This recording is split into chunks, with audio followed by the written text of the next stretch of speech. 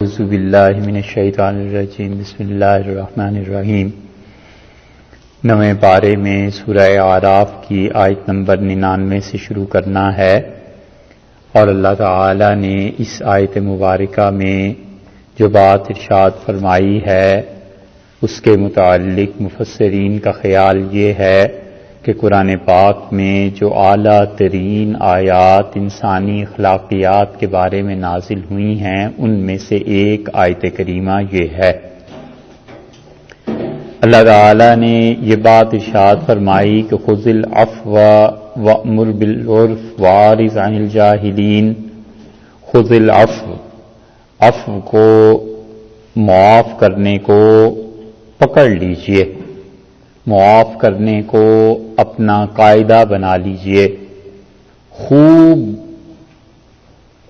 کر لیجئے معاف کرنا، اور رسول اللہ صلی اللہ علیہ وسلم کو حکم دیا ہے کہ خذ العفو یعنی معاف کرنے کو اپنی عادت بنا لیجئے۔ یہ جو خذ کا لفظی ترجمہ ہے وہ تو آئے گا پکڑنے سے، یعنی عفو کرنے کو، معاف کرنے کو پکڑ لیجئے، تو اس کا مطلب یہ ہوا کہ آپ اس پہ خوب عمل کیجئے، بار بار عمل کیجئے، اتنا عمل کیجئے کہ ہوتے ہوتے آپ کی یہ سرشت اور خوبی اور فطرت میں شامل ہو جائے کہ انتقام نہیں لینا اور معاف کرتے چلے جانا ہے۔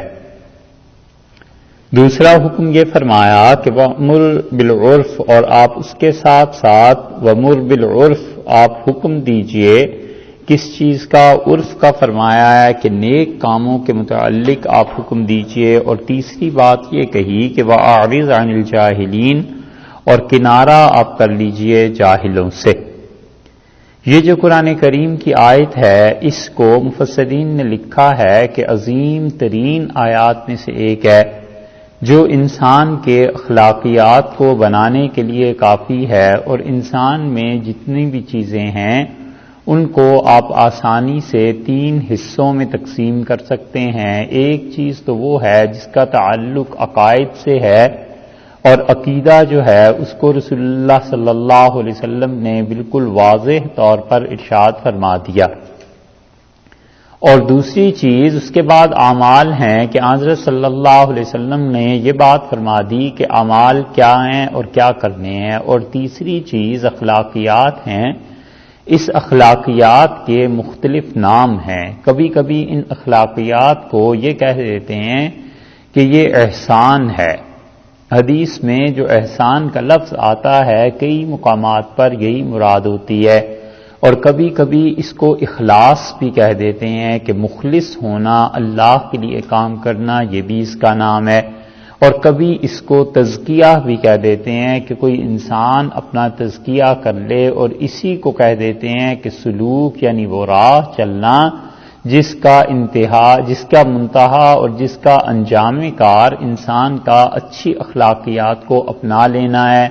اور یہ تینوں چیزیں حدیث جبریل میں آئی ہیں، اور رسول اللہ صلی اللہ علیہ وسلم نے بتلایا ہے کہ ان تینوں چیزوں کو اس کی تحصیل کیسے ہو سکتی ہے۔ جبریل امین نے آ کے پوچھا تو حضرت صلی اللہ علیہ وسلم نے اس چیز کو بتلایا۔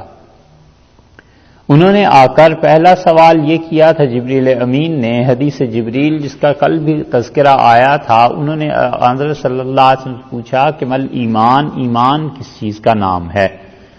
اور پھر رسول اللہ صلی اللہ علیہ وسلم نے بتایا کہ ایمان اللہ کے ساتھ توحید کے اقرار کا، اور میری رسالت کا، اور فرشتوں کا، قیامت کا، وہی جو ایمانیات میں چیزیں ہیں اس کا نام ہے۔ اور پھر رسول اللہ صلی اللہ علیہ وسلم سے انہوں نے پوچھا کہ اللہ کے رسول ایمان یہ ہے تو اسلام کیا ہے؟ آپ نے فرمایا کہ اسلام یہ ہے کہ تم نماز پڑھو، روزے رکھو، زکوٰۃ دو اور حج کرو۔ یہ چاروں چیزیں آپ نے اس اسلام میں گنوا دیں، گویا ایمان عقیدے کا نام ہوا اور اسلام اس پہ عمل کا نام ہوا۔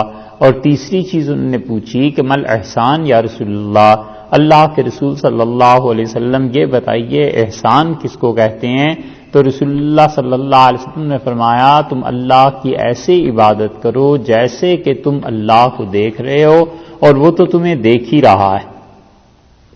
یہ جو چیز تھی آخری، اسی کو کہتے ہیں احسان، اسی کو قرآن نے دوسرے نام سے یاد کیا ہے، اور اللہ تعالیٰ نے فرمایا وَيُزَكِّيهِمْ، اور آپ ان لوگوں کا تزکیہ کیجئے۔ یہ تزکیہ دوسری چیز ہے، یعنی نام اس کا بدل گیا لیکن وہ چیز ایک ہی ہے۔ یہی چیز تزکیہ اور احسان بعد کے دور میں تصوف اس کا نام پڑ گیا۔ آپ ایسے ہی کہہ لیجئے جیسے پہلے زمانے میں اسلام نام تھا، اعمال کا، نماز کا، روزے کا، ان سب چیزوں کا، اور بعد کے دور میں اسی کا نام فقہ پڑ گیا۔ بعد کے دور میں اب فقہ جو پڑا ہے تو اس کے بھی بعد اس کے قریب ایک دور ایسا بھی ہے جس میں اس کا نام مذہب پڑ گیا، ایک دور ایسا بھی ہے جس کا نام مسلک پڑ گیا۔ مثلا اسلام رسول اللہ صلی اللہ علیہ وسلم سے جبریل امین نے پوچھا تو آپ نے بتایا کہ نماز، روزہ، حج، زکوٰۃ، 4 چیزیں گنوا دی۔ اب یہی 4 چیزیں آگے چل کے جب تابعین کا دور آیا ہے تو اس وقت کہنے لگے کہ امام ابو حنیفہ رحمۃ اللہ علیہ کا مذہب یہ ہے، شافعی رحمۃ اللہ علیہ کا مذہب یہ ہے، تو امام شافعی اور امام مالک اور احمد ابن حنبل اور ابو حنیفہ رحمۃ اللہ علیہ کوئی پیغمبر علیہ باللہ تھوڑے ہی تھے کہ ان کے کوئی مذہب الگ ہوتے۔ وقت کے ساتھ صرف ٹرم بدل گئی، اصطلاح بدل گئی، اور لوگوں نے کہنا شروع کیا، بڑے بڑے محدثین سب یہی لکھتے ہیں کہ اس باب میں امام ابو حنیفہ کا مذہب یہ ہے، امام شافعی کا مذہب یہ ہے۔ مذہب کا مطلب راستہ، ذہب عربی میں کہتے ہیں کسی کے چلے جانے کو، اور ذہاب و ایاب اردو میں بھی استعمال ہوتا ہے کہ آنا جانا۔ تو مذہب اس معنی میں کہ جس پر لوگوں نے چلا، جس راستے کو لوگوں نے طے کیا۔ اس کے بعد دیکھ لیجئے ایک اور لفظ چل پڑا اور انہوں نے کہا تمہارا مسلک کیا ہے۔ سالک بھی چلنے والے کو کہتے ہیں، سلکا جیسے کوئی آدمی چلا۔ لوگوں نے پوچھنا شروع کیا تمہارا مسلک کیا ہے؟ کسی نے کہا میں حنفی مسلک سے تعلق رکھتا ہوں، کسی نے پوچھا تم کون سے، کہ میں شافعی مسلک سے تعلق رکھتا ہوں۔ اسی چیز کا نام تھوڑا سا آگے جائیں تو فقہ پڑ گیا کہ آپ کس فقہ کو فالو کرتے ہیں۔ وہ کہتا ہے میں شافعی فقہ کو، حنفی فقہ کو، مالکی فقہ کو۔ تو مسلک، مذہب اور فقہ اور اسلام یہ سب کے سب ایک معنی میں ایک جگہ آ گئے ہیں، یعنی یہ کہ وقت کے ساتھ ساتھ ٹرمینالوجی بدلتی چلی گئی۔ اب کوئی آدمی یہ کہے چڑ کے کہ مجھے ان مذاہب اربعہ سے نفرت ہے، مذاہب کا لفظ استعمال ہوتا ہے نا کہ مذاہب اربعہ، 4 مذاہب۔ کوئی اٹھ کے کہتا ہے کہ مجھے ان مسلکوں سے نفرت ہے، کوئی اٹھ کے کہتا ہے مجھے فقہ سے نفرت ہے۔ تو یہ آخر کس چیز سے نفرت کا اظہار کر رہا ہے؟ یہ وہی چیز ہے جو ابتدا میں اسلام کہلائی تھی۔ ایمان کو دیکھ لیں، ایمان ہی کا دوسرا نام دین پڑ گیا کہ تمہارا دین کیا ہے۔ اب ایمان میں رسول اللہ صلی اللہ علیہ وسلم نے جبریل امین سے یہی کہا نا کہ ان عقیدوں کا تم اقرار کرو۔ یہی چیز وقت کے ساتھ بدل گئی۔ قبر میں پہنچتا ہے تو وہ کہتے ہیں کہ ما دینک، تیرا دین کیا ہے؟ ساری جگہ حدیث میں آیا ہے، رسول اللہ صلی اللہ علیہ وسلم آیا، وہ پوچھیں گے تمہارا دین کیا ہے؟ وہ کہے گا کہ میرا دین یہ ہے، اسلام ہے۔ اور اسلام یہاں پر ایمان کے معنی میں بھی آ گیا نا پھر، تو یہ ٹرمینالوجی ہے ایک دوسرے کے ساتھ چینج ہوتی ہے۔ تو جو ایمان حضرت صلی اللہ علیہ وسلم نے فرمایا تھا وہی کسی زمانے میں پہنچ کے دین کہلایا، وہی چیز اسلام ہو گئی۔ تو ایمان، دین، اسلام، اور اسی پہ مذہب کا اطلاق ہو گیا کہ آپ کا ریلیجن کیا ہے، دین کیا ہے، تو وہ کہتے ہیں اسلام ہے۔ تو یہ ساری ٹرمینالوجی ہے، اور جو لوگ اس پر رد کرتے ہیں، انکار کرتے ہیں، وہ ٹرمز میں آ کے پھنس جاتے ہیں، حقیقت کو نہیں دیکھتے کہ حقیقت اس کی کیا ہے، صرف ٹرمینالوجی پہ آ کے یہاں پر بحث اور اختلاف شروع کر دیتے ہیں، حالانکہ حقیقت اس کی حضور اقدس صلی اللہ علیہ وسلم کے زمانے سے ثابت ہے۔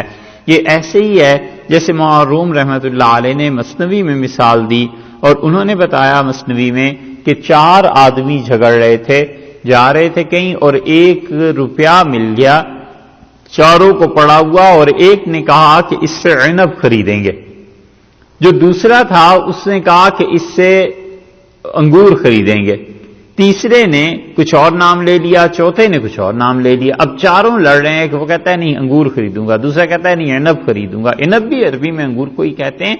یہ چاروں لڑ رہے تھے، کسی نے آ کے کہا کہ میں اگر تم مجھے مان لو تو میں تمہیں ایسی چیز لا کے دوں جس سے تم چاروں خوش ہو جاؤ۔ تو چاروں نے اس پہ اتفاق کر لیا، وہ گیا اور اس پیسے سے انگور لے کے آ گیا، بس اتنی بات کی، اور چاروں خوش ہو گئے۔ انہوں نے کہا ہاں ہاں ہم تو یہی کہہ رہے تھے۔ تو لڑنے کی کیا بات تھی؟ صرف لفظوں پہ جھگڑا تھا، حقیقت میں کوئی جھگڑا نہیں تھا۔ اسی طرح جس چیز کا نام تزکیہ ہے اسی کا دوسرا نام انسانی اخلاقیات بھی ہیں، اور انسانی اخلاقیات تعلق مع اللہ ہی سے درست ہوتی ہیں، اور وہ تعلق مع اللہ کے مدارج ہیں کہ ایک آدمی اللہ کا نام لیتا ہے، ذکر کرتا ہے، بار بار خدا کو یاد کرتا ہے، پھر ایک موقع پر پہنچ کر جب اس کے ذکر میں پختگی آ جاتی ہے اور پکا ہو جاتا ہے تو اسے اللہ کے نام سے ہٹا کر صوفیہ یہ کہتے ہیں کہ اب چلو اللہ کی ذات کی طرف۔ نام اور ذات الگ بات ہو گئی نا، کہ ایک تو نام ہے کسی چیز کا، اور ایک آپ کو اس چیز کی ذات وہ شخص مل جاتا ہے یا وہ چیز مل جاتی ہے، اس کی ذات ہے۔ وہ کہتے ہیں اسم سے اب مسمہ کی طرف سفر کرو، نام سے ذات کی طرف چلو، اور وہاں پہنچ کے وہ کہتے ہیں اب اس ذکر اذکار کی کچھ نہیں ہے، اب تم مراقبات کیا کرو۔ مراقبات میں بھی جب انتہا پر پہنچ جاتا ہے مراقبہ ذات پہ، اس کی وہ تلقین جب کرتے ہیں تو اللہ تعالیٰ کی تجلیات، یہ چیزیں اس کو جو پیش آتی ہیں اس سے اس انسان کے احوال بدلتے ہیں، اور یہ وہ چیزیں ہیں جو چلنے سے تعلق رکھتی ہیں کہ آدمی جب اس راہ کو طے کرتا ہے آہستہ آہستہ، پھر پہنچ کے اسے پتہ چلتا ہے کہ اس کی انتہا کیا ہے، اور اخلاقیات اس کے بہتر سے بہتر دن بدن ہوتے چلے جاتے ہیں۔ اللہ نے اس آیت میں اسی چیز کا حکم دیا ہے کہ تم معاف کرتے رہو۔ وَمُرْ بِالْعُرْفِ، اور کسی دوسری چیز فرمایا ہے کہ نیکی کے کام آپ ان کا حکم کرتے رہیے۔ اب معاف کرنا، رسول اللہ صلی اللہ علیہ وسلم نے اس آیت کریمہ کے متعلق ایک بات ارشاد فرمائی۔ آپ نے فرمایا کہ میرے اللہ نے مجھے حکم دیا 3 چیزوں کا۔ ایک تو مجھ سے یہ کہا کہ جو مجھ سے توڑیں میں ان سے جوڑ کر رکھوں، جو رشتہ داریوں کو کاٹتے ہیں میں ان سے جوڑ کر رکھوں۔ ایک تو رسول اللہ صلی اللہ علیہ وسلم نے بتایا اس کام کو، اور رشتہ داریوں کا توڑنا اور جوڑنا اس کے 3 مدارج ہیں۔ ایک تو یہ ہے کہ کوئی انسان بالکل قطع تعلق کر دے، مرنا جینا اٹھنا بیٹھنا یہ چیزیں ختم ہو جائیں، یہ حرام ہے، ایسے نہیں کرنا چاہیے۔ اور دوسرا درجہ یہ ہے کہ انسان کسی بھی مصلحت سے دوسرے کے ساتھ بس اتنا تعلق رکھے کہ وہ گھر آ گئے، اچھی طرح مل لیے، کبھی فرض کر لیجئے انہیں ضرورت پیش آ گئی تو خود پہنچ گئے، اور مرنے میں شادی بیاہ ان چیزوں میں ایک دوسرے کے ہاں چلے گئے، اور البتہ اپنی ذات کے لیے کہ جب بھی میری ضرورت پیش آئے گی کسی کو میں ان کے ساتھ تعاون کروں گا، یہ جوڑنے میں ہی شامل ہے۔ رشتہ داری کا یہ دوسرا درجہ ہو گیا، اور اس سے بھی بڑھیا درجہ یعنی سب سے اعلیٰ درجہ یہ ہے کہ انسان مظالم پہ تکالیف پہ صبر کرے اور تعلق کو جوڑ کر رکھے اور اس تعلق کو نہ توڑے۔ جتنا جتنا اس تعلق کو توڑتا چلا جائے گا اللہ کے ہاں اتنا ہی مبغوض ہوتا چلا جائے گا، بغض ہو جائے گا اس انسان کا، اور اتنا ہی اس انسان کی قدر اللہ کی نگاہ سے گرتی چلی جائے گی۔ اس لیے رسول اللہ صلی اللہ علیہ وسلم نے فرمایا اللہ نے مجھے یہ حکم دیا کہ میں توڑنے والوں سے جوڑ کر رکھوں، اور آپ نے فرمایا جو مجھ پہ ظلم کرے میں اسے معاف کر دوں 2، اور تیسری چیز رسول اللہ صلی اللہ علیہ وسلم جو مجھے محروم کرے میں اسے عطا کروں۔ یہ تینوں چیزیں ارشاد فرمائی ہیں، اور انسانی اخلاقیات کی اعلیٰ ترین چیزوں میں سے ہیں کہ کوئی انسان اس کا سینہ اتنا وسیع ہو جائے کہ سب کچھ اس میں دفن کر لے اور اللہ کی وجہ سے لوگوں سے تعلق قائم رکھے اور اللہ کی وجہ سے لوگوں کے ساتھ اخلاص سے ملتا رہے، کوئی لین دین، کوئی دل میں طمع، حرص، لالچ، کوئی چیز نہ ہو، بس محض اللہ ہی کے لیے ملنا ہو اور اللہ ہی کے لیے محبتیں اور اللہ ہی کے لیے نفرتیں ہوں، اور انسان اپنی عزت ان چیزوں کو ایک طرف رکھ کے بس اللہ کے ساتھ تعلق کی وجہ سے کام کرے۔ یہ اس آیت کریمہ کی تشریح میں متعدد روایات آتی ہیں جن میں رسول اللہ صلی اللہ علیہ وسلم نے لوگوں کو ایسے ہی اخلاقیات پر عمل کرنے کی تلقین کی ہے۔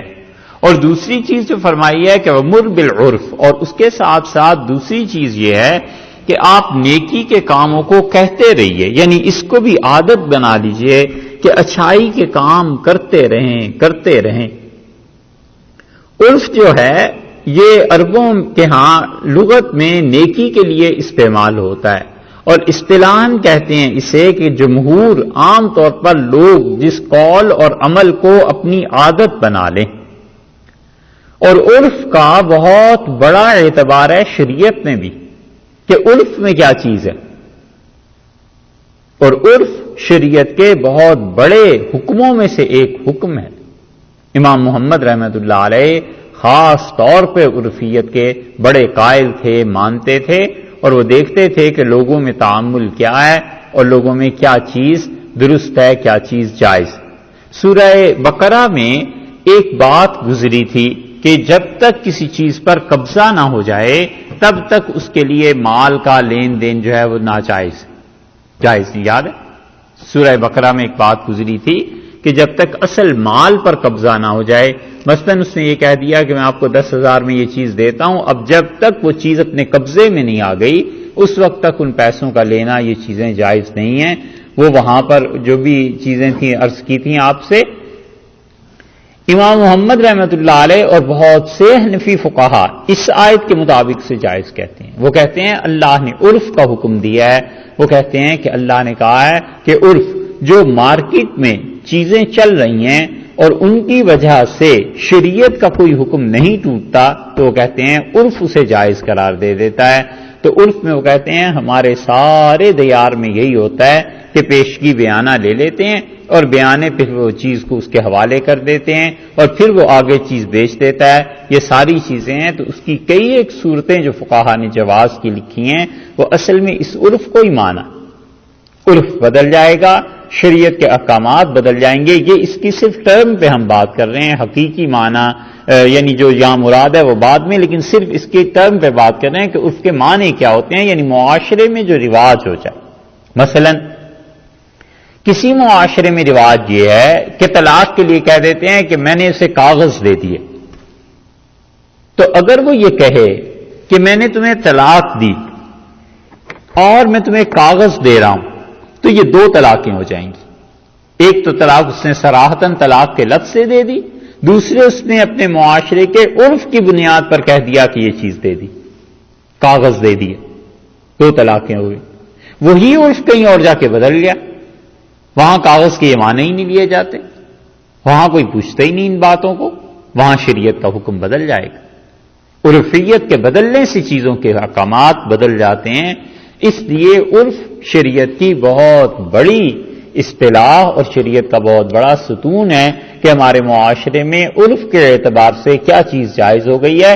پھر وہ کہتے ہیں کہ اس میں اگر شریعت کے کسی اور حکم سے تصادم لازم نہیں آتا اور حلال حرام تک نوبت نہیں پہنچ جاتی تو وہ کہتے ہیں اس عرف کا اعتبار کر لیا جائے گا۔ اور اس پہ بڑے مسائل امام محمد رحمۃ اللہ علیہ نے ثابت کیے ہیں۔ امام محمد رحمۃ اللہ علیہ کو ان سب چیزوں کا اتنا دھیان فکر رہتا تھا کہ وہ کئی مرتبہ تاجروں کے ہاں جاتے تھے، لوگوں کے ہاں جاتے تھے، پوچھتے تھے کیسے کاروبار کر رہے ہو، تو کسی نے کہا حضرت آپ بازاروں میں جاتے ہیں ایسے ایسے لوگوں کے پاس اور ان سے پوچھتے ہیں، تو انہوں نے کہا اس لیے کہ ضرورت پیش آتی ہے اس چیز کی، لوگ آ کے ہم سے مسائل پوچھتے ہیں تو پھر ہمیں پتہ کرنا پڑتا ہے کہ آج کل مارکیٹ کیا چل رہی ہے، عرف کیا چل رہا ہے، پھر اس کے مطابق ہمیں فتویٰ دینے میں سہولت ہوتی۔ یہ چیزیں تھیں۔ اس سے معلوم ہوتا ہے کہ مفتی جو ہو اسے اپنے زمانے کے حالات سے خبر رہنی چاہیے۔ اسی لیے فقہا نے لکھا ہے کہ جو اپنے زمانے کا عرف نہیں پہچانتا اور جو مفتی اپنے زمانے کے حالات کو نہیں جانتا، وہ کہتے ہیں وہ فتویٰ دینے کا اہل نہیں ہوتا، یعنی اس فیلڈ میں فتویٰ نہ دے جب اسے پتہ ہی نہیں ہے کہ میڈیسن میں کیا ہے کیا نہیں ہے، تو پھر وہ میڈیسن میں نہ بولے۔ من لم یعرف احوال زمانہ فلیس بفقیہ، وہ کہتے ہیں جو اپنے زمانے کے حالات کو نہیں جانتا وہ فقیہ نہیں ہوتا۔ اسے پتہ ہونا چاہیے کہ ملکوں کے مسائل کیا ہیں، معاشرے کے مسائل کیا ہیں، اور جو مسئلہ نہیں معلوم اس میں فتویٰ نہ دے، نہ بولے ان چیزوں، یہ اس کے سمجھدار ہونے کی علامت۔ اس لیے عرف کو ویسے تو یوں کہا، لیکن اس سے مراد یہاں پر نیکی ہے کہ نیکی کے کاموں کا حکم کرتے رہیے، یہ بھی چیز ہے دو۔ اور تیسری چیز نیکی کے کاموں کا حکم جو ہے مطلب جہاں بھی نیکی کا کام کوئی نظر آئے خود بھی کیجئے، لوگوں کو بھی اس کی دعوت دیجئے کہ آؤ اچھائی کا یہ کام ہے مل کر کریں۔ اسی لیے قرآن پاک میں ایک جگہ آیا ہے وَتَعَاوَنُوا عَلَى الْبِرِّ، اور نیکی کے کاموں میں ایک دوسرے سے تعاون کیا کرو۔ اور تیسری چیز یہ فرما دی کہ وَأَعْرِضْ عَنِ الْجَاهِلِينَ، اور جو جاہل لوگ ہیں ان سے آپ درگزر کیجئے۔ 3 کاموں سے اللہ نے منع کر دیا ہے. ایک تو ظلم کرنے سے گویا کہ اس کے مقابلے میں عفو سے کام لینا ہے، معاف کرنا ہے. اور دوسری چیز گناہ کے کاموں کا نہیں کہنا بلکہ نیکی کے کاموں کا کہنا ہے. اور تیسری چیز کہ جاہل لوگوں سے، جو لوگ کچھ نہیں جانتے، ان سے لڑنا جھگڑنا نہیں ہے. عارض عن الجاہلین. اور تم کیا کرنا ہے، تم نے بس یہ کرنا ہے کہ ان سے درگزر کرتے رہو. حدیث میں بڑے اچھے الفاظ ایک جگہ آئے ہیں جہاں حضرت عمر اور حضرت اسماء رضی اللہ عنہا کی آپس میں بات ہوئی ہے کہ حبشہ والے جو ہجرت کر کے آئے وہ زیادہ اچھے تھے یا جو ہجرت کی ہے انہوں نے مدینہ منورہ سے مکہ مکرمہ، یہ لوگ زیادہ اچھے تھے. تو اس میں آتا ہے حضرت اسماء رضی اللہ عنہا نے کہا کہ تم تو رسول اللہ صلی اللہ علیہ وسلم کے ساتھ تھے مدینہ منورہ میں، اور یہاں تمہارے بھوکے کو رسول اللہ صلی اللہ علیہ وسلم کھانا کھلا دیتے تھے اور تمہارے جاہل کو رسول اللہ صلی اللہ علیہ وسلم تعلیم دے دیتے تھے. بس زندگی میں یہ کام آدمی کرتا رہے کہ جاہل آدمی کو تعلیم دے دے، کسی کو کسی چیز کی خبر نہیں ہے اسے بتا دے. یہ سکھانا، علم کا پہنچانا، بتانا بہت بڑی نیکیوں میں سے. صحابہ رضی اللہ عنہ کہتے ہیں ہم راستے میں بیٹھے ہوئے تھے تو رسول اللہ صلی اللہ علیہ وسلم نے فرمایا تم راستوں میں نہ بیٹھا کرو، اور اگر تمہیں راستے میں، چوک میں، چوراہے میں ان میں بیٹھنا ہی ہے تو ان کا حق ادا کیا کرو. تو ہم نے عرض کیا اللہ کے رسول اس کا حق کیا ہے؟ تو رسول اللہ صلی اللہ علیہ وسلم نے فرمایا اس کا حق یہ ہے کہ یہاں پر جو تمہیں سلام کرے تم اس کا جواب دو، اور جو گزر رہا ہو تو وہ اس کے ساتھ جو گزر رہا ہو وہ جو تم سے راستے کا پوچھے تو اسے راستہ بتانا ہے. یہ راستوں کا حق بتایا کہ اگر کوئی گزر رہا ہے راستہ پوچھتا ہے، کوئی اجنبی ہے، اسے تعلیم دے دو. اور یہ ساری زندگی آدمی کو رویہ رکھنا چاہیے. بس تعلیم یہی ہے کہ تعلیم دیتا رہے، کسی کو نہیں مسئلہ پتا اسے نرمی سے سمجھا دے، اسے بتا دے کہ اصل میں شریعت کا حکم یہ ہے. کوئی مانتا ہے مانے، نہیں مانتا نہ مانے، مگر تعلیم دیتے رہنا چاہیے. 3 چیزوں کے متعلق فرما دیا ہے یہاں پر، اور مفسرین نے بہت بڑی بڑی چیزیں اس سے ثابت کی ہیں. وہ کہتے ہیں کہ اس آیت میں اللہ نے حکم دیا ہے کہ علم کو حاصل کیا جائے اور جہالت سے اجتناب کیا جائے. اور علم وہ ایسی چیز ہے کہ جب تک نہ آئے اپنی جہالت کا بھی پتہ نہیں چلتا. مصیبت تو یہ ہے کہ مطلب علم آتا ہے تو وہ بتاتا ہے کہ تم اس چیز سے جاہل تھے، اور علم نہ آئے تو اپنی جہالت کی بھی اطلاع نہیں ہوتی. روشنی نہ ہو اور اندھیرے میں ہی ڈوبا رہے گا. روشنی آتی ہے تو وہ بتاتی ہے کہ اندھیرا کتنا خطرناک تھا، مگر جب روشنی آ جاتی ہے تو اندھیرا غائب ہو جاتا ہے. اسی طرح جو لوگ ظلم کرتے ہیں ان سے بچ کر رہنا، اپنے آپ کو بچا کر رکھنا، انسان کہیں ان کے ہتھے نہ چڑھ جائے، بچائے اپنے آپ کو اس سے کہ لوگ اس پر ظلم کریں، اور اس سے بھی بچائے کہ یہ خود لوگوں پر ظلم کرے. اور تیسری چیز کہ جاہلوں سے کنارہ کش رہنا، مفسرین نے اس سے ثابت کیا ہے کہ بحث مباحثہ جب کوئی آدمی اپنی جہالت کی وجہ سے نہ مان رہا ہو تو فضول بحث نہیں کرنی چاہیے. بس اسے حق پہنچا دیا جائے، جو مناسب دلائل ہیں وہ دے دیے جائیں، اور اس کے بعد اللہ پر چھوڑ دیں. جامع ترین آیت کریمہ یہ گنی گئی ہے. 3 آیات قرآن پاک میں ایسی ہیں جن میں لوگ کہتے ہیں مفسرین کہ اللہ نے ساری اخلاقیات کو جمع کر دیا ہے. ان میں سے ایک آیت کریمہ یہ ہے، اور اسی کو آیت کریمہ کو بعض لوگوں نے منسوخ بھی لکھا ہے، اور وہ کہتے ہیں کہ جہاد کی جو آیات ہیں ان سے یہ آیت منسوخ، کیونکہ اس میں لڑنے کا حکم ہے اور یہاں درگزر کر دینے کا حکم ہے. لیکن ساری ناسخ اور منسوخ کی بحث سے ہٹ کے 2 باتیں ایک اٹھتی ہیں اس پہ. ایک بات تو سیدھی سادی سی یہ اٹھتی ہے کہ جن لوگوں نے جہاد کیا ہے، صحابہ رضی اللہ عنہ نے یا تابعین، تبع تابعین رحمہم اللہ نے، کیا ان کے لیے یہ حکم نہیں تھا؟ کیا جہاد اور لوگوں کو معاف کرنا اور کیا عدل کرنا اور ظالموں کو سزا دینا، یہ سب چیزیں آپس میں جمع نہیں ہو سکتی؟ ہو سکتی. جہاد کا موقع ہوا جہاد کیا، اور معافی کا موقع ہوا معافی دے دی. سامنے دیکھا کافر ہیں اور انہیں تعلیم کی ضرورت ہے، تعلیم دے دی، بتا دیا کہ کہ یہ کام کرو، ایسے اسلام کو قبول کر لو، ایمان لے آؤ، جو ایمان لے آئے فارغ، ختم ہوئی بات، اب کیا لڑنا ہے؟ اور جہاں جہاد ہی کا موقع تھا اور انہوں نے کہا نہیں مانتے اس دین کو، یہ چیزیں، وہاں جہاد بھی ہو گئی، ایک بات۔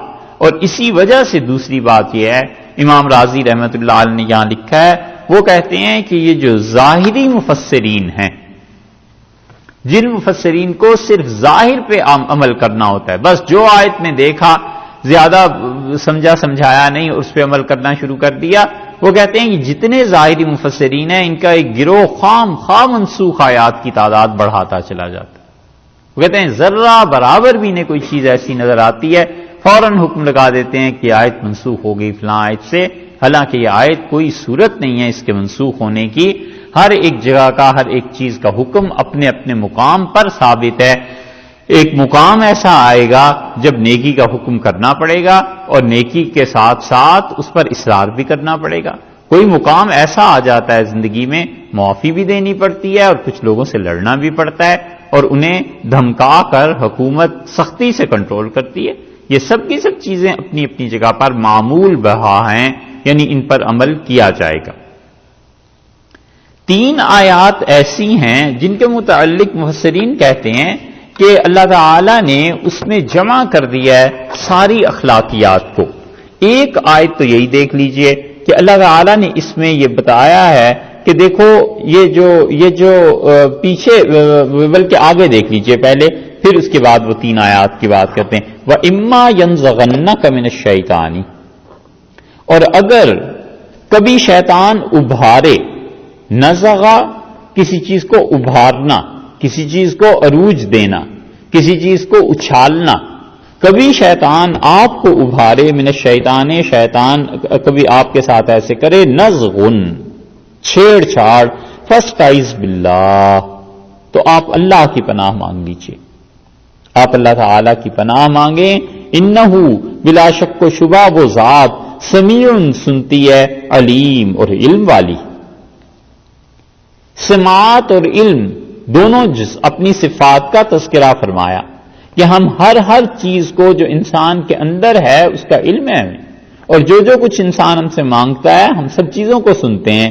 اما ینزغنک من الشیطان نزغن، اور شیطان کبھی آپ کو ابھارے اس چیز پر، اس پہ مفسرین نے بحث کی ہے کہ کیا شیطان انبیاء علیہ الصلوۃ والسلام کے ساتھ نزغ یعنی انہیں ابھار سکتا ہے اس چیز پہ؟ شیطان گناہ کی تجویز انبیاء علیہ الصلوۃ والسلام کو دے سکتا ہے، اور محققین کہتے ہیں کہ یہاں عمل تو نہیں ہے، اور انبیاء علیہ الصلوۃ والسلام معصوم ہوا کرتے ہیں یقیناً، اور یہ ان کے عصمت کے منافی نہیں ہے کہ شیطان کسی وقت انہیں ان کے جذبات ابھارے، کیونکہ ظاہر ہے ہوتے وہ بھی بشر ہیں، انسان ہی ہوتے ہیں، کوئی ایسی مخلوق تھوڑی ہی ہو جاتی ہے کہ وہ غصے سے الگ ہو جائیں، اور ان چیزوں سے یہ چیزیں ہو جاتی ہیں کسی درجے میں، لیکن اللہ ان کی حفاظت کرتا رہتا ہے، شیطان جو ہے اپنی چیزیں ان کے سامنے پیش کرتا رہتا ہے۔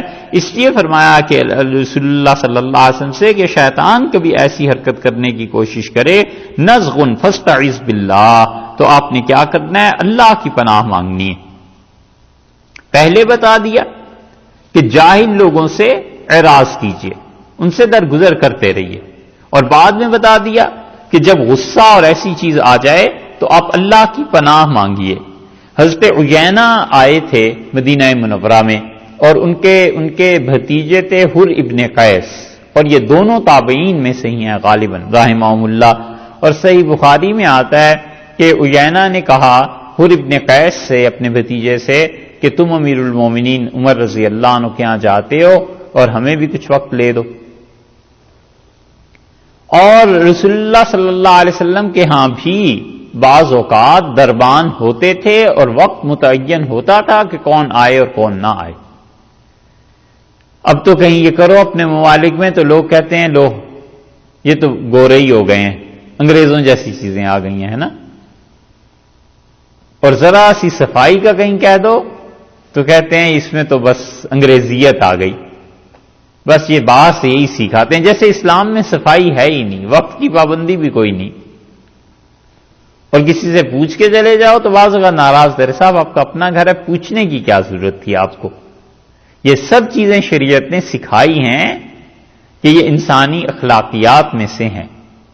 حضرت عمر رضی اللہ عنہ کی روایت میں نہیں آیا کہ لوگوں نے ان سے کہا کہ امیر المومنین حضرت عمر رضی اللہ عنہ سے جب بلکہ وہ روایت جہاں رسول اللہ صلی اللہ علیہ وسلم کے متعلق ذکر آیا ہے کہ انہوں نے اپنی ساری بیویوں کو طلاق دے دی، یہ مدینہ منورہ میں افواہ اڑی، اور حضرت عمر رضی اللہ عنہ کہتے ہیں کہ میرے لیے جیسے جان نکل گئی، مراد ان کی ہے کہ میری تو جان نکل گئی کہ کیا ہوا، اور میں نے اپنی بیٹی حفصہ کا کہا، میں نے کہا تو برباد ہو جائے، یہ کیا ہوا، اور میں مسجد نبوی میں گیا اور اس پہ بلال رضی اللہ عنہ کھڑے تھے اور میں نے کہا میری اطلاع دیں کہ ملنے کے لیے حاضر ہوا ہوں، خدمت میں پیش ہونا چاہتا ہوں، تو رسول اللہ صلی اللہ علیہ وسلم کے متعلق بلال رضی اللہ عنہ نے مجھے بتایا کہ وہ سوئے ہوئے لیٹے ہوئے، اور پھر میں مسجد نبوی میں ممبر کے پاس آ کے تلاوت کرنے لگا، پھر تھوڑی دیر بعد مجھے آیا، میں اٹھ کے گیا، پھر تیسری مرتبہ گیا تو میری آواز سن کے رسول اللہ صلی اللہ علیہ وسلم نے فرمایا عمر کو اندر بھیج دو، اور میں نے ان سے عرض کیا کہ اطلق کنہ، پہلا جملہ یہی عرض کیا کہ آپ نے سب کو طلاق دے دی؟ آپ نے فرمایا نہیں، میں نے تو ایسے نہیں کیا، تو میری جان میں جان آئی، اور پھر میں بیٹھا۔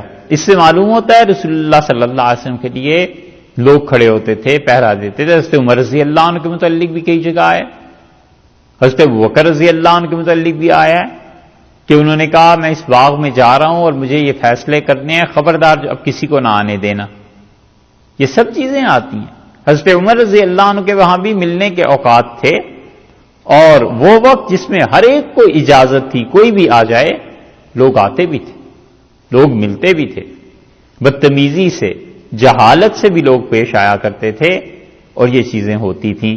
حضرت عمر رضی اللہ عنہ سے انہوں نے کہا کہ وقت لے دو عیینہ نے، تو عیینہ کے جو بھتیجے تھے حر ابن قیس رحمت اللہ علیہ، انہوں نے وقت لے لیا اور عیینہ کو وہ لے کے گئے، تو عیینہ نے حضرت عمر رضی اللہ عنہ سے شکایات شروع کر دی کہ امیر المومنین نہ آپ ہمارا خیال رکھتے ہیں، نہ ہمیں کھانے کے لیے کچھ بھیجتے ہیں، نہ ہماری تنخواہیں ملتی ہیں، یہ باتیں انہوں نے کرنی شروع کی، اور حضرت عمر رضی اللہ عنہ کو غصہ آ گیا۔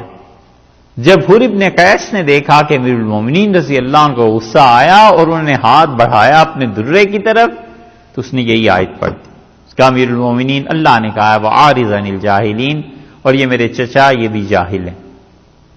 تو حضرت عمر رضی اللہ عنہ چپ ہو گئے۔ بخاری میں آتا ہے کانا وقافا عند حدود اللہ، اور عمر رضی اللہ عنہ جب قرآن پڑھا جاتا تھا بالکل رک جاتے تھے، موم ہو جاتے تھے، نرم پڑ جاتے تھے۔ اور یہ اس بدنام زمانہ کے متعلق بھی آیا ہے، اورنگزیب رحمت اللہ علیہ کے متعلق، جس کو اتنا بدنام لوگوں نے کیا ہے۔ 2 مرتبہ زندگی میں ایسے ہوا قاتلانہ حملہ ان پہ، اور ایک مرتبہ ایک آدمی نے تیر پھینکا ان کی طرف اور انہیں لگا بھی، اور انہوں نے کہا فوج والے پکڑ کے لے آئے، اور سر اتارنا ان کا نہیں، اللہ کا حکم معافی کا ہے۔ اور اس سے پوچھا کیا بات ہے، تو اس نے بتایا یہ مجھے پریشانیاں ہیں، تکالیف۔ تو اسے کہا تم عام وقت میں آتے، جب دربار میں سب کے ملنے کا وقت ہوتا ہے تم آتے، ہم تمہاری شکایت دور کرتے، اور اسے اس کے متعلق حکم دیا کہ اسے اتنے پیسے دو۔ دوسرے واقعے میں بھی یہی آتا۔ اس لیے یہ باتیں بعض لوگ لکھتے ہیں، یہ ہمارے حلق سے بھی نہیں اترتی اور دماغ میں بھی نہیں آتی۔ بعض لوگوں نے لکھا ہے کہ اورنگزیب رحمت اللہ علیہ کی اتنی سختی تھی، ایسی چیزیں تھیں، وہ وہیں تھی جہاں انہوں نے انتظامات کرنے تھے۔ یہ تھوڑا ہی ہو سکتا تھا کہ حکومت بچوں کا کھیل ہو جاتی اور لوگوں کو دے دیتے، لیکن جو ذاتی زندگی تھی ان کی، ایسا آدمی کہاں ملے گا جو اپنے سارے کاموں سے فارغ ہو کے پھر بیٹھ کے قرآن لکھنے لگتا تھا۔ انہوں نے خود ایک جگہ لکھا ہے کہ میں نے قرآن لکھ کے حرمین شریفین بھیجا ہے اس برس، اور میں نے کس کے ذریعے بھیجا اور وہاں کس نے لیا ہے، اس کی تصریح کی مجھے ضرورت نہیں، کیونکہ جس کے لیے میں نے لکھا ہے وہ ذات مجھے جانتی ہے۔ یہ سب چیزیں انہوں نے لکھی، اور ایسے معاف کرنے کی عادت کہ بڑے سے بڑا مجرم بھی آیا جو ان کی ذات کے متعلق تھا، بس معافی ہو گئی، کوئی انتقام نہیں، کوئی بدلہ نہیں۔ 2 روزے ہر ہفتے رکھتے تھے، 3 روزے رکھتے تھے، یہاں تک کہ لوگوں نے کہا آپ کی صحت پہ فرق پڑ جائے گا، انہوں نے کہا نہیں، اس سے کچھ نہیں ہوتا، اگر روزہ نہ رکھوں تو پھر کام میں فرق پڑتا ہے۔ اللہ کی عبادت، ایسا تعلق جس انسان کو رہا ہو. ان کے اخلاقیات ایسے ہی تھے، کسی سے بدلہ نہیں لیا. جب کہا گیا کہ انہوں نے قاتلانہ حملہ کیا ہے تو انہوں نے کہا نہیں، بس اس کی ضرورت پوری کر دو. تو یہ ان کے رکعات پڑھیے عالمگیری کی. یہ رکعات عالمگیری پڑھنے کی کتاب ہے. ہمارے شیخ، ہمارے مخدوم حضرت ابو الحسن علی ندوی رحمۃ اللہ علیہ، حضرت رحمۃ اللہ علیہ نے دعوت و عزیمت میں ایک بات لکھی ہے کہ اورنگزیب جب دلی جامع مسجد میں آئے تو کسی نے السلام علیکم کہہ دیا تو اشارہ ہوا کہ اسے جلاد کے حوالے کیا جائے اور اس کا سر اڑا دیا گیا. یہ حضرت نے لکھ دی ہے، لیکن تاریخی اعتبار سے ہمیں اس روایت پہ بڑا اشکال ہے، اس لیے کہ شاہ جہان کے ہاں کبھی سلام نہیں ہوتا تھا. بندگی، آداب. اورنگزیب اس کے ہاں تو، اکبر کے ہاں تو سجدہ ہوتا تھا. جہانگیر نے آ کے سجدے کو روکا، لیکن رکوع اس کے ہاں بھی ہوتا تھا. آگے آگے شاہ جہان، اس کے ہاں بھی رکوع ہوتا تھا. اورنگزیب نے سب سے پہلے آتے ہی، بادشاہ بنتے ہی جو احکامات اپنی مملکت میں جاری کیے ہیں، ان میں سے ایک یہ ہے کہ انہوں نے کہا کہ نوروز کو ختم کر دیا جائے. کوئی دن ایسا نہیں ہے سال میں جس دن بادشاہ سلامت کو تحفے پیش کیے جائیں اور وہ بادشاہ آنے والوں کو تحفے دے. اور نوروز جو تھا یہ تھا ایرانیوں کی عید تھی. اس عید کو انہوں نے ختم کر دیا اور دوسرا حکم دیا انہوں نے، اور انہوں نے کہا کہ دوسرا حکم یہ ہے کہ شاہی کھانے جتنے پکتے ہیں ان کو کم کر دیا جائے. اور ایک قسم کا پلاؤ پکتا ہے دال کے ساتھ، کیا کہتے ہیں حیدرآباد والے اسے؟ قبولی. یہ قبولی کا لفظ اورنگزیب نے لکھا ہے، اپنی تحریر ہے ان کی، اپنے قلم سے. ان کا قبولی میرے لیے بس پکا دی جائے اور یہ چیزیں ختم کر دی جائیں. یہ قبولی اب بھی پکتی ہے؟ ہاں، یہ قبولی کا لفظ سلطان نے لکھا ہے. اور تیسرا حکم انہوں نے یہ دیا کہ دربار میں جو بھی آئے سلام کرے. اس لیے یہ چیزیں رکعات عالمگیری میں اب تک بھی ہیں. رکعات عالمگیری مل جائے گی ہندوستان میں، پرانی لائبریریوں میں بھی بہت جگہ مل جائے گی. اس لیے رکعات عالمگیری میں یہ جو چیز ہے، اگر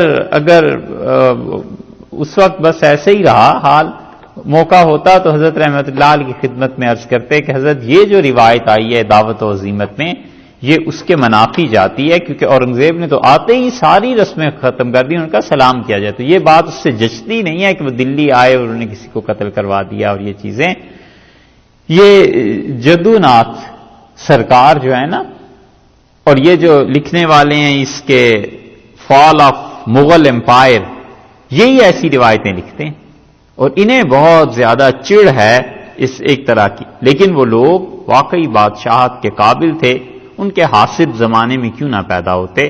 حسد تھا، بس لوگوں کو لکھتے چلے گئے. ہمیں یہ نہیں ہے کہ ان کی جو کمزوریاں تھیں اس پہ نظر نہیں، وہ بھی معلوم ہے سب چیزیں. لیکن جس شخص کی اچھائیاں غالب ہوں، جس شخص کی نیکیاں غالب ہوں، خام خواہ کیا ضرورت ہے کسی انسان کے معائب اور ان چیزوں کو بیان کرنے کی اور الزام، اس سے بڑھ کے الزام لگانے کی. ایک تو ہوتا ہے واقعی کوئی عیب ہو تو آدمی کہتا ہے سیاسی حالات تھے، کوئی چیز تھی. ایک یہ کہ اس سے بڑھ کے الزام لگا دے کہ وہ لوگ آدمی ایسے تھے، غلط بات. اللہ نے فرمایا ہے عارض عن الجاہلین، درگزر کرتے رہیے. اور کبھی بھی شیطان آپ کو، رسول اللہ صلی اللہ علیہ وسلم کو فرما رہے ہیں کہ اس چیز پر لے آئے کہ نزغن، کہ جھگڑا کریں، نزغن چھیڑ چھاڑ، شیطان اس پر آپ کو چھیڑے اتنا کہ اس طرح کی چیز ہو جائے. تو فاستعذ باللہ، اللہ کی پناہ مانگیے، اللہ تعالی سے پناہ مانگیے. انہ سمیع علیم، کیونکہ اللہ سنتا ہے اور اللہ جانتا ہے. جو کوئی اس کی پناہ مانگے گا اللہ اسے پناہ دے دے گا. اور علم والا ہے اللہ کہ کس انسان کے کیا حالات ہیں، کیوں کوئی بول رہا ہے، کیوں کوئی چپ ہے، سب چیزوں کا علم ہے. اسی لیے ایک جگہ پر یہ بھی آیا ہے کہ رسول اللہ صلی اللہ علیہ وسلم نے ایک آدمی کو دیکھا اور غصے میں پاگل ہو رہا تھا. آپ نے فرمایا انی لعالم کلمۃ، مجھے ایک بات ایسی معلوم ہے کہ اگر یہ پڑھتا رہے اسے تو اس کا غصہ ٹھنڈا پڑ جائے گا. تو رسول اللہ صلی اللہ علیہ وسلم سے پوچھا صحابہ کرام رضی اللہ عنہم نے کہ کیا ہے وہ؟ آپ نے فرمایا یہی اعوذ باللہ من الشیطان الرجیم. اس لیے جب بھی غصہ آئے طریقہ تعلیم یہ ہے کہ اعوذ باللہ من الشیطان الرجیم بار بار پڑھتا رہے. زیادہ غصہ آ جاتا ہے لکھ کے اپنی ٹیبل پہ رکھ لے, بار بار یاد کرے کہ جب بھی غصہ آنا ہے اس جملے کو میں نے پڑھنا ہے, 5 بار پڑھنا ہے, 10 بار پڑھنا ہے, 20 بار پڑھنا ہے, تاکہ غصہ ٹھنڈا ہو اور پھر اس کے بعد میں کسی سے بات کروں. بہت خطرناک چیز ہے. غصہ آتا تو ہے لیکن اس کی امپلیمنٹیشن بڑی خطرناک چیز ہے. کبھی زندگی میں یہ اس آگ میں ہاتھ نہ ڈالیں. ان الذین اتقوا, اور وہ لوگ جو ہم سے ڈرتے ہیں, تقوی والے ہیں, جو لوگ ڈرتے ہیں خدا سے, اذا مسہم طائف, جب چھوتا ہے طائف من الشیطان, شیطان کی حرکت, شیطان کا گزر, ذرا بھی شیطان انہیں چھو کر گزرتا ہے, تذکروا, تو وہ کیا کرتے ہیں, تو ان کو تذکروا چونک جاتے ہیں. تذکروا کا ایک مطلب اللہ کو یاد کرنے لگتے ہیں, چونک جاتے ہیں. جو ہی شیطان کی کوئی چیز ان کے پاس پہنچتی ہے, اللہ کے نیک بندے کیا کرتے ہیں کہ مسہم, جب پہنچتا ہے انہیں کیا چیز, وسوسہ شیطان کا, طائف من الشیطان, شیطان کا وسوسہ, یعنی شیطان سے مراد صرف ابلیس ہی نہیں, اس کے سارے چیلے چانٹے, جو بھی اس کا خاندان کنبہ قبیلہ ہے, یہ سارے جب کسی بھی متقی انسان کو نہ چھوتے ہیں تو اللہ تعالیٰ نے فرمایا کہ طائف من الشیطان, شیاطین کا وسوسہ بھی کسی کو پہنچتا ہے تو وہ کیا کرتے ہیں, اللہ کو یاد کرنے لگتے. ان دونوں آیات کو اگر آپ ملا کر سمجھیں اور سوچیں تو رسول اللہ صلی اللہ علیہ وسلم کی عظمت ثابت ہوتی کہ حضرت صلی اللہ علیہ وسلم کے لیے پہلے لفظ فرمایا نزغن. نزغ کا مطلب چھیڑنا, یہ وسوسے سے بعد کے درجے کی چیز ہے, اور انبیاء علیہ السلام کے لیے وسوسہ شیطان نے ڈال سکتا ہے. حضرت آدم علیہ الصلوۃ والسلام کو بھی وسوسہ ڈال دیا تھا. تو حضرت صلی اللہ علیہ وسلم کا قلب مبارک اتنا لطیف ہے, اتنا لطیف ہے کہ جو چیز دوسرے لوگوں کے لیے وسوسہ ہے, اگر وہاں آ جائے تو وہ ایسے ہی ہے جیسے نزغ ہو گیا, جیسے کسی کو چھیڑنا ہو گیا. قلب مبارک میں اتنی لطافت آیا ذہن میں. اس لیے فرمایا کہ اللہ کے نیک بندے جب انہیں شیطان چھو جاتا ہے تو یہ جو چھونا ہے یا وسوسہ اس درجے کا, رسول اللہ صلی اللہ علیہ وسلم کے یہاں بہت بڑی چیز, اپنے اپنے حال کی بات ہوتی ہے. اسی لیے فقہا نے لکھا ہے کہ تعزیر سب کے لیے برابر نہیں. وہ کہتے ہیں قاضی ظلم کرے گا اگر سب کے لیے تعزیر کو برابر کر دے گا. وہ کہتے ہیں کسی آدمی کے لیے بس اتنا کافی ہے کہ قاضی اسے کہہ دے کہ کورٹ میں آئیں گے آپ, اور کسی آدمی کو جو بہت شریف ہے شہر میں, تنہائی میں صرف بلا لے قاضی, کچھ نہ کہے اور پھر کہے چلے جائیں, تو وہ کہتے ہیں کہ بعض لوگ اس درجے سے باز آ جائیں گے گناہ سے, غلط کام سے, کیونکہ انہیں اپنی عزت بڑی عزیز ہوتی ہے. وہ کہتے ہیں اس آدمی کو سزا دینا یہ ظلم ہے. ہر ایک سے اس کے درجے کے مطابق بات ہوتی ہے, سزا بھی اسی درجے کی. اور بعض ہوتے ہیں جوتوں کے بغیر کام ہی نہیں بنتا, تو اس کو تو پھر جوتے ہی پڑنے چاہیے. ہر ایک کا اپنا اپنا حال ہو جاتا ہے. تو تعزیر اسی حساب سے جس حساب سے ان کا معاملہ ہو.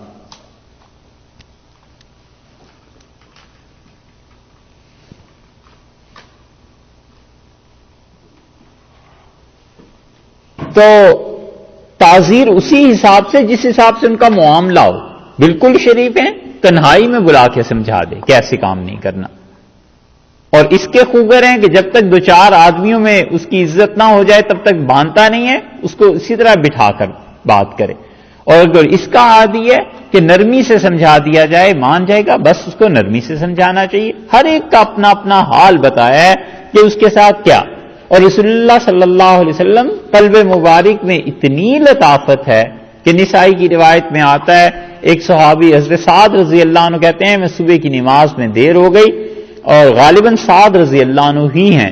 وہ کہتے ہیں میں جلدی سے وضو کر کے پیچھے آیا اور نماز میں کھڑا ہو گیا. جلدی وضو کیا تھا نا, تو وضو کے آداب, طریقہ, وہ ساری چیزیں نہیں ہو سکی ہوں گی. تو رسول اللہ صلی اللہ علیہ وسلم سورہ روم کی تلاوت فرما رہے تھے دوسری رکعت میں. اور سورہ روم کو ایک جگہ رک کے رکوع فرما لیا، اور حضرت صلی اللہ علیہ وسلم نے نماز میں سلام پھیرا اور اپنے ما بال اقوام، لوگوں کو کیا ہو گیا ہے، وضو ٹھیک کر کے نہیں آتے اور میری نماز میں گڑبڑ کرتے ہیں۔ یعنی وہ صحابی رضی اللہ عنہ ہیں اور کہاں پچھلی صف میں ہیں، مگر ان کا اثر حضرت صلی اللہ علیہ وسلم کے قلب مبارک پہ پڑا۔ اور اس میں بڑی سمجھنے کی بات ہے ان لوگوں کے لیے جو کہیں سے بیعت اور تعلق اور سلوک اور تزکیے کا رکھتے ہیں کہ بسا اوقات ان کے گناہوں کا اثر ان کے شیخ تک پہنچتا ہے، اور پھر کبھی اندازہ ہو جائے ان کو کہ یہ گناہ کا اثر کہاں سے ہے، کیا چیز ہے، یا اللہ تعالیٰ کوئی چیز بتا دیں کسی کی اصلاح کے لیے، پھر معاملہ اتنا بگڑ جاتا۔ اسی لیے ایک تابعی تھے اور وہ کہتے تھے اپنا واقعہ خود، وہ کہتے تھے میں حضرت عثمان رضی اللہ عنہ کی مجلس میں گیا تو میری عمر کا ایسا حصہ تھا، میں بہت زیادہ لوگوں کو ادھر ادھر بس دیکھتا رہتا تھا، تو ایک دن کوئی ایسا ہی گناہ کر کے جب پہنچا تو حضرت عثمان رضی اللہ عنہ نے لوگوں سے کہا کہ کیا بات ہے، لوگ میرے پاس آتے ہیں اور ان کی نظروں سے بے حیائی کا اثر ظاہر ہوتا ہے۔ تو اب میں سمجھ تو گیا، کتاب الروح میں ابن قیم رحمۃ اللہ نے یہ نقل کیا ہے، وہ کہتے ہیں جب ہم اٹھنے لگے تو میں نے پوچھا امیر المومنین کیا رسول اللہ صلی اللہ علیہ وسلم کے بعد بھی وحی آتی ہے؟ تو انہوں نے مجھ سے کہا کہ میرے بھتیجے وحی تو نہیں آتی، مگر رسول اللہ صلی اللہ علیہ وسلم نے یہ جو فرمایا تھا نا کہ فراست مومن کی وہ اب بھی کام کرتی۔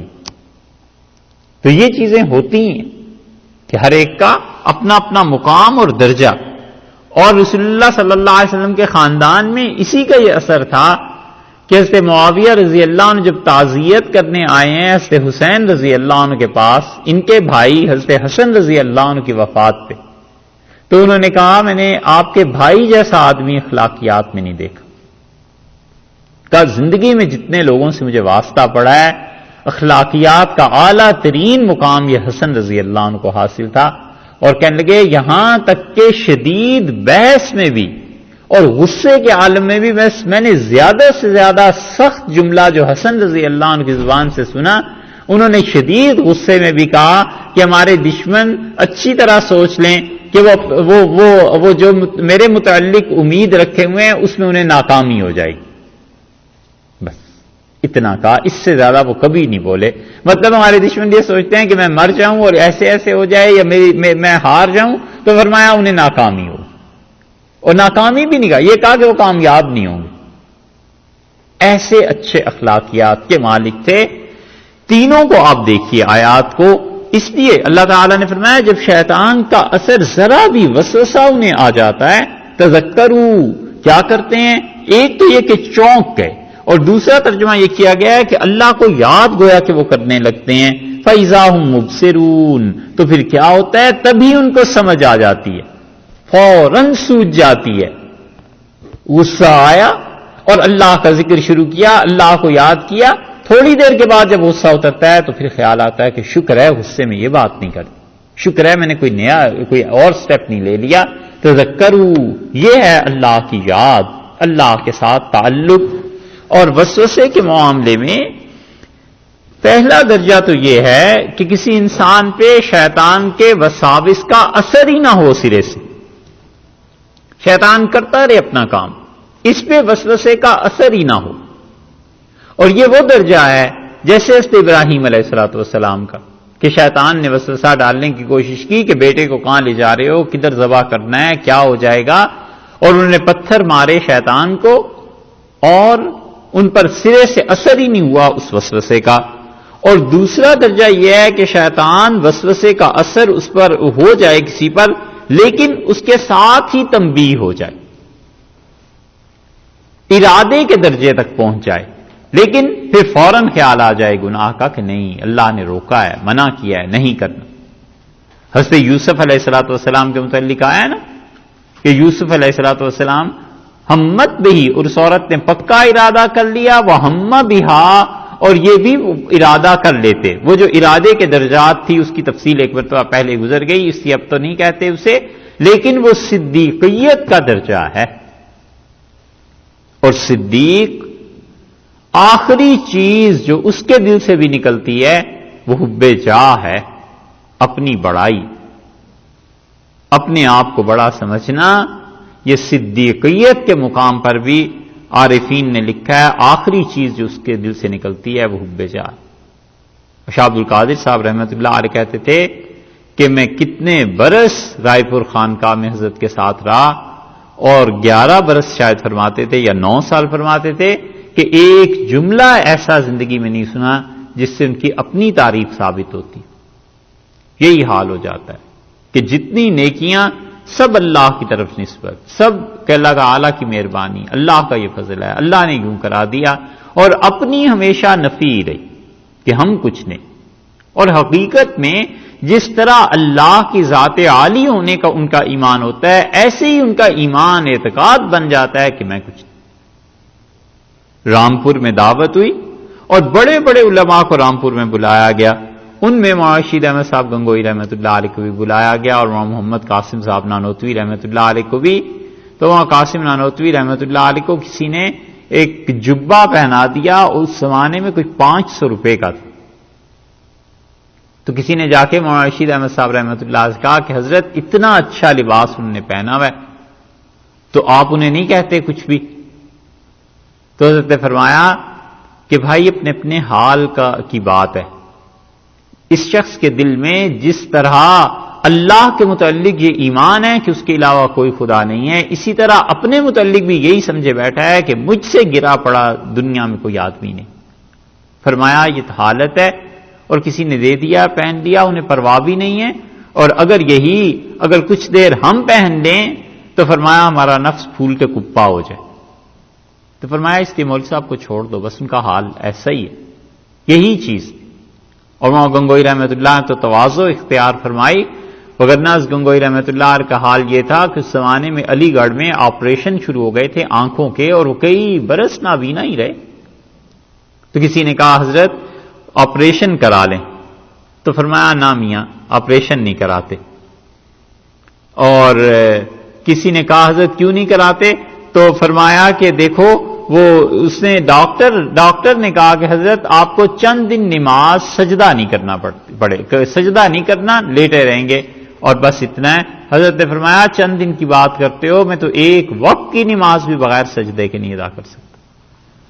کسی نے کہا حضرت بوڑھے ہو گئے ہیں دانت لگوا لیں، تو فرمایا میاں اچھا ہے نا، اب تو نرم نرم کھانے کو ملتا ہے، دانت لگوائیں گے تو پھر موٹی موٹی بوٹیاں دیں گے چبانے کو. کوئی چیز نہیں اپنائی، اور کسی سے بالکل تنہائی میں کہنے لگے کہ جب سے نابینا ہوئے بڑے خوش ہیں کہ اللہ نے سارے کاموں سے چھڑا کے خالص اپنی یاد کے لیے اب تو رکھ لیا ہے کہ بیٹھ کے ہمیں یاد کرتے رہو. تو میاں کیا ضرورت ہے آنکھیں بنوانے کی، اور کیا ضرورت ہے دانتوں کی؟ یہ تھا اللہ کے ساتھ تعلق کا غلبہ. یہ لوگ جب گئے ان کی خدمت میں، رائے بریلی کے سادات تو نابینا ہو گئے تھے، پوچھا کہاں سے آئے ہو؟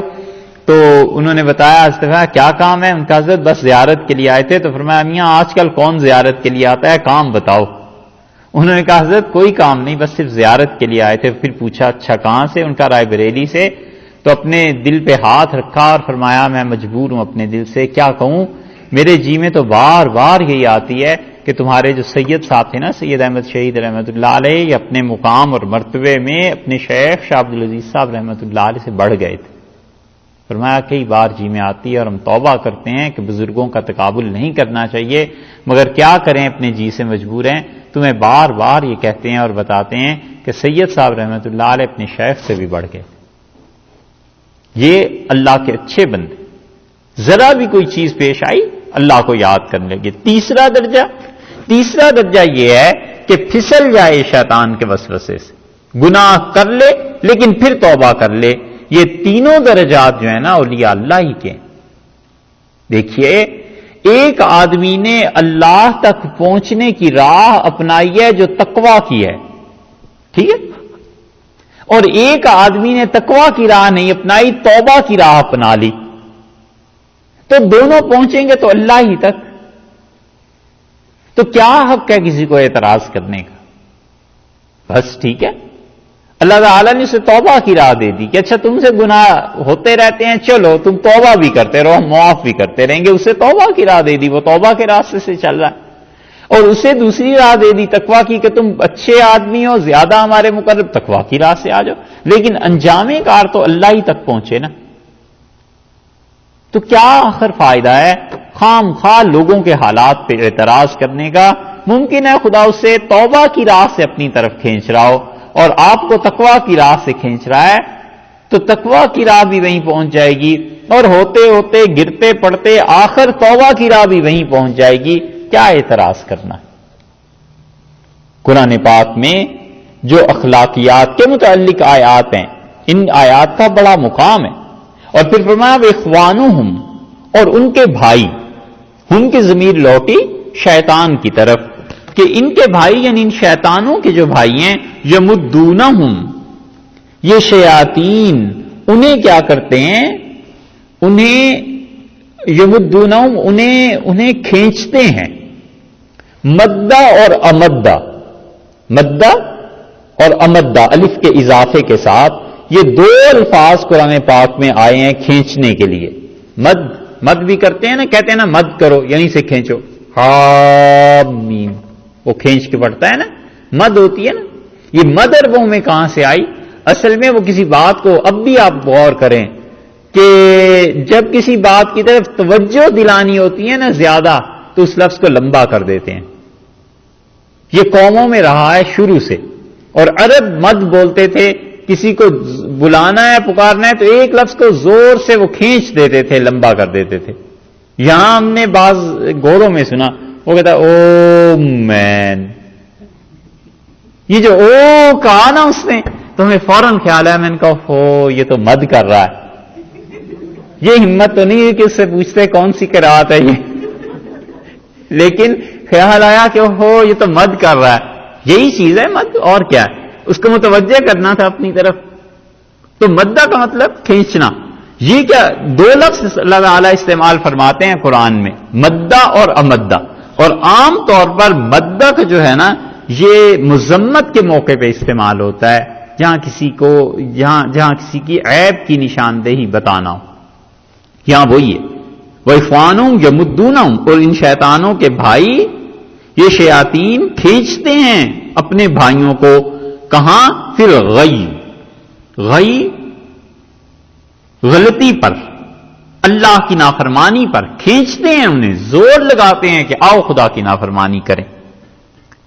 اور امدہ عام طور پہ قرآن پاک میں مدح کے موقع پہ آتا ہے، تعریف کے موقع پہ آتا ہے. مدہ اور امدہ میں یہ فرق ہے. تو اللہ تعالیٰ نے فرمایا شیطان جو ہیں یمدونہم، یہ شیطان کھینچتے ہیں اپنے بھائیوں کو فی الغی، کیا کرنے میں؟ وہ کہتے ہیں کہ خدا کی نافرمانی میں، ثم لا یقصرون، اور پھر وہ کمی نہیں چھوڑتے کوئی بھی، پوری تباہی اس کی کر کے رہتے ہیں، کوئی کمی نہیں چھوڑتے، کوئی معذرت اور تقصیر اور ایسی چیز نہیں، کوئی موقع نہیں دیتے کسی کو وہ پلٹنے کا. اللہ کی نافرمانی میں گھیر لیتے ہیں اسے، اور خدا کی نافرمانی میں اسے بہت آگے لے چلتے ہیں. یہ تینوں چاروں آیات بلکہ یہ جو گزری ہیں نا، 99، 201 اور 2، یہ چاروں آیات جو ہیں اللہ تعالیٰ نے اس میں یہ بتایا ہے کہ دیکھو غصہ آ جائے، یہ چیزیں آئیں، درگزر کرو، اور برائی کے بدلے میں بھلائی کرتے رہو، شیطان سے پناہ مانگتے رہو. یہ سب چیزیں آ گئیں. اس سے معلوم ہوتا ہے کہ شیاطین کو بڑی دلچسپی ہے انسانی جھگڑوں سے. وہ چاہتا ہے کہ لوگ آپس میں لڑتے رہیں اور لوگ درگزر نہ کریں، ایک دوسرے کے رویے کو اپنانا اور ایک دوسرے کو سہنا برداشت کرنا، اس چیز کو لوگ چھوڑ دیں اور وہ لوگوں کو لڑائے بھڑائے اور تباہ کر دے، برباد کر دے. اس لیے اللہ تعالیٰ نے ان تمام آیات میں ان چیزوں کا ذکر کیا. اخلاقیات میں اگر پڑھنے کو ملے تو احیاء علوم الدین امام غزالی رحمۃ اللہ علیہ کی پڑھنی چاہیے. امام غزالی رحمۃ اللہ علیہ حدیث میں بہت کمزور آدمی تھے. ان کے اس پہلو کو تو نہ دیکھا جائے، حدیث امام غزالی رحمۃ اللہ علیہ سے نہ لی جائے، جو ان کی کتابوں میں ہے وہ روایات بھی بیان نہ کی جائیں.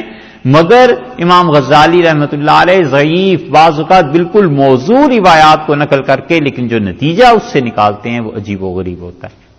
اور نفس کے مکر اندر کا چور پکڑنے میں امام غزالی رحمۃ اللہ علیہ کا کمال ہے.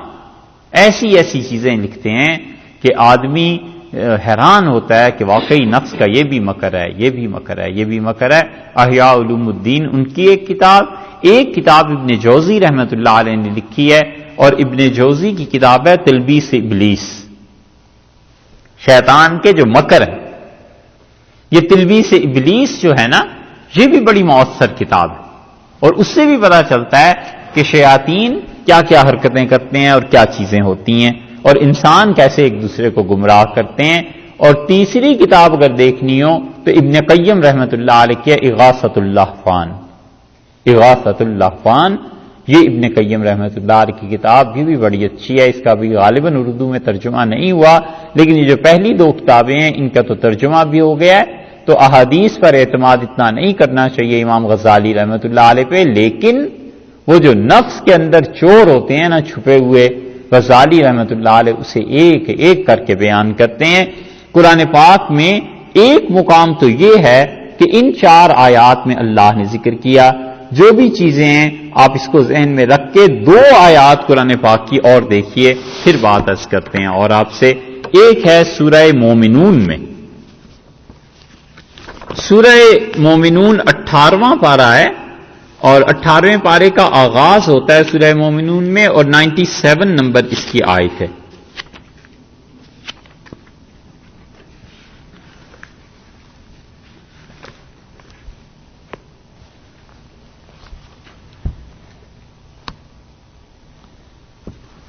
یہ پینے کے لیے رکھی چائے ہے. 18واں پارہ سورہ مومنون اور 98 نمبر آیت ہے. بلکہ 98 سے بھی پہلے آپ دیکھیے، 98 بھی نہیں، اس سے پہلے دیکھ لیجیے.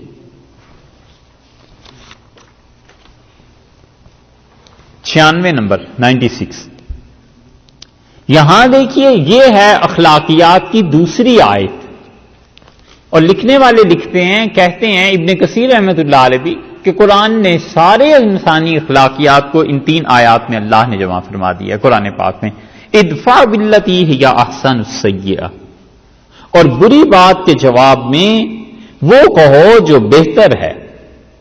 دیکھا وہاں بھی آیا ہے کہ جو جاہل ہیں ان سے درگزر کرو. یہاں فرمایا ادفع باللتی ہی احسن السیئہ، اور بری بات کے جواب میں وہ کہے جو کہ بہتر ہے.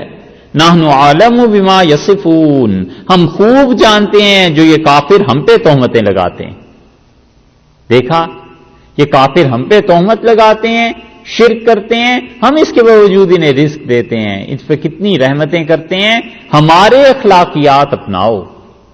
یہ ہے وہ چیز جو صوفیہ اپنی اصطلاح میں کہتے ہیں کہ تخلقوا باخلاق اللہ، کہ ایسی اخلاقیات اپناؤ جیسے اللہ کے ہیں. یہ وہی چیز ہے. اللہ نے فرمایا ان کو دیکھ، یہ ہمیں شرک کرتے ہیں، گالیاں دیتے ہیں کافر، ہم ان کے ساتھ مہربانی کرتے ہیں. تم بھی ادفع باللتی ہی احسن السیئہ، بری بات کے جواب میں وہ کہو جو اچھی بات ہے. وقل، اور اللہ سے یہ مانگتے رہو، وقل رب اعوذ بک من ہمزات الشیاطین، اور یہ کہو کہ پروردگار میں تیری پناہ چاہتا ہوں من ہمزات الشیاطین، شیطانوں کی چھیڑ چھاڑ سے. وہاں بھی آیا نا کہ فاستعذ باللہ، اللہ سے پناہ مانگ لے. یہاں بھی آیا ہے. یہ دعا یاد کرنی چاہیے جب بھی غصہ ایسی چیزیں آئیں، یہ آیات یاد کر کے انہیں پڑھتے رہنا چاہیے. وقل رب اعوذ بک من ہمزات الشیاطین، اور کہ یہ اللہ میں تیری پناہ مانگتا ہوں شیطان کے چھیڑنے سے. واعوذ بک، اور اللہ میں آپ کی پناہ مانگتا ہوں رب اے میرے پروردگار ان یحضرون، کہ شیطان میرے پاس آیا کرے، شیاطین میرے پاس آئیں اور مجھے غصہ آ جائے، لڑائی ہو جائے.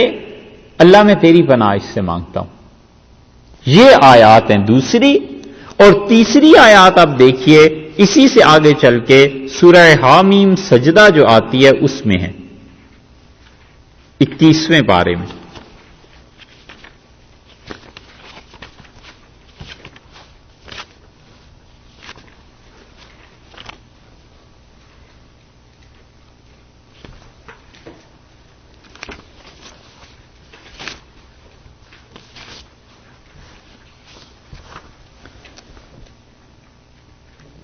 ملی ہے جی. میں بتاتا ہوں جی، ایک منٹ بتاتا ہوں. 24ویں پارے میں یہ اور ہے، السجدہ ہے یہ تو. 24ویں پارے میں 32 نمبر نہیں جی 41 دیکھ لیجیے.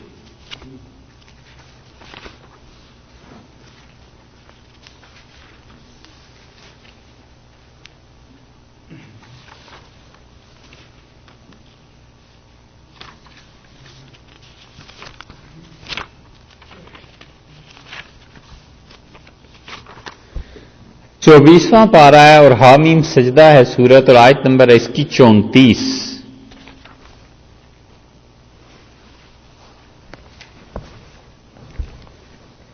اور اس میں اللہ تعالی نے، بلکہ آپ 33 نمبر آیت سے دیکھیے جہاں سے رکوع شروع ہو رہا ہے. 24واں پارہ حامیم سجدہ 41 نمبر سورت ہے اور 33 نمبر اس کی آیت ہے.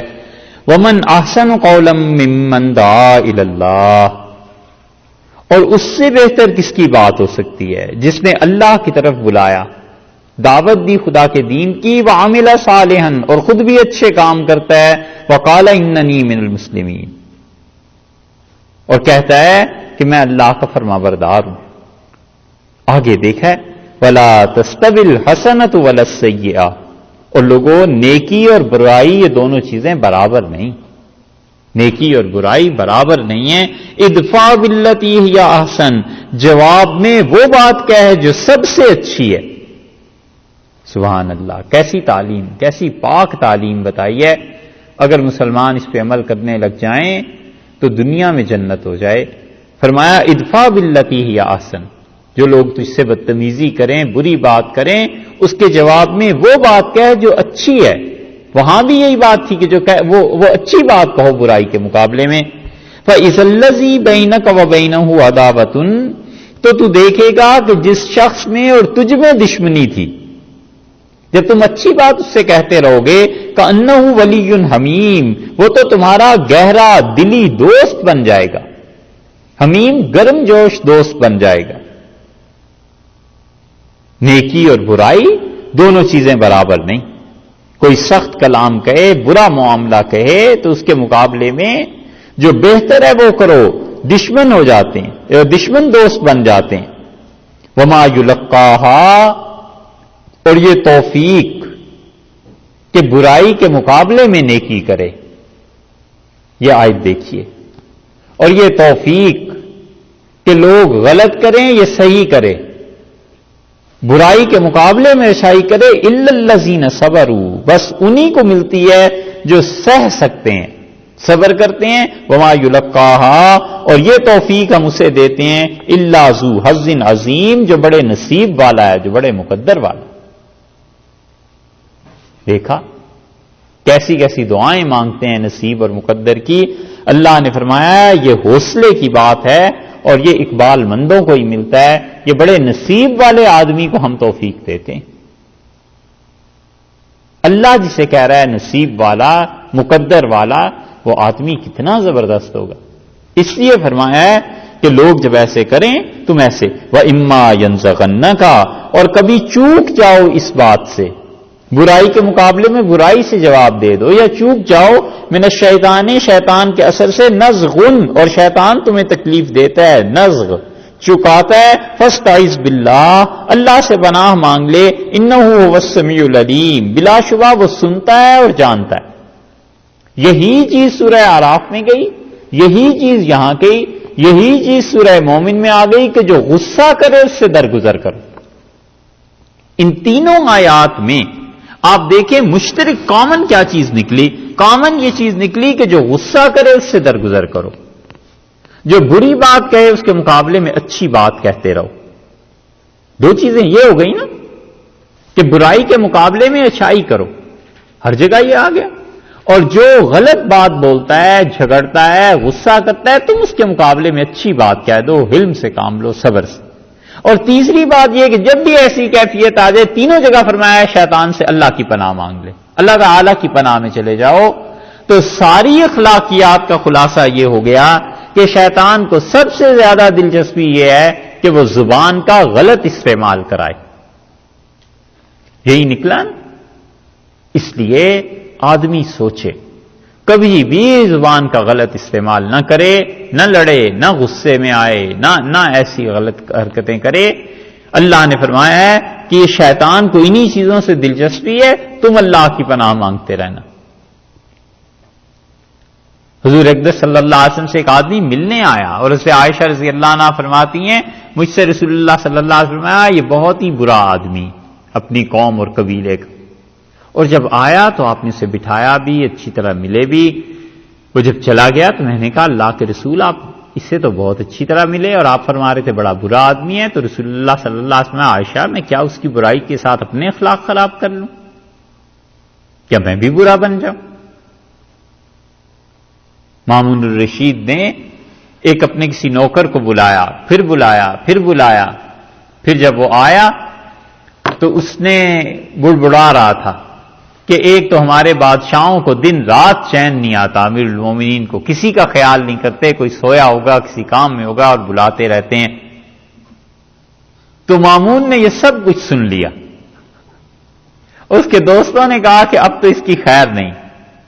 تو مامون نے اسے کام بتایا، وہ چلا گیا. تو مامون نے کہا کہ اس کی اگر تربیت کسی نے نہیں کی تو میں یہ تو نہیں بتانا چاہتا کہ میری بھی تربیت کسی نے نہیں. میں اس کے مقابلے میں کبھی بھی بد اخلاقی کا مظاہرہ نہیں کروں گا، وگرنہ اس میں اور مجھ میں فرق نہیں رہے گا. یہ چیز بڑے لوگوں کی باتیں، کبھی بھی آدمی ایسی چیز نہ کرے کہ انسان کی زبان سے دوسرے کو تکلیف پہنچے، کیونکہ زخم بھر جاتے ہیں مگر یہ جو زبان کا زخم ہے نا یہ نہیں بھرتا، یہ 100 سال نہیں بھرتا. ایسی تباہ کن چیزیں پیش آتی ہیں.